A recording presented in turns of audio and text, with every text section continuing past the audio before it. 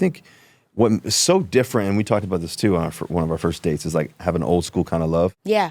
You know? I feel like that is such a disciplined mindset, and it makes me think about, even though obviously people know you're a dancer, you've mentioned that you did sports in high school and stuff. Obviously you are, Russell. How much do you guys relate on some of those principles that I think athletes have, like discipline and focus and just all the things you name? You both have such a level of confidence that I think is directly connected to some of those principles. I think the biggest thing is, I think the thing that she does amazing that I've always admired more than anything else is, one, how she works. Like, her work ethic is crazy. I don't know if you remember this, but I took you to, I was about to take you out to dinner, and I went to go see her, rehearse. I snuck in, blah, blah, blah. And I'm sitting in the back corner watching her for 2.5, 3 hours. So then we were like, all right, so cool.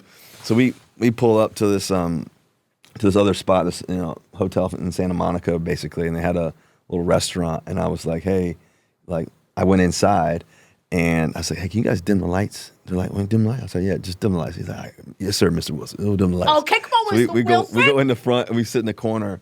And that was one of our first dates. And we started talking about, what life really is and what you really want, what you desire, and, all those different things. And we talked about our bucket list and starting our foundation, different things that we want to do one day if it became real.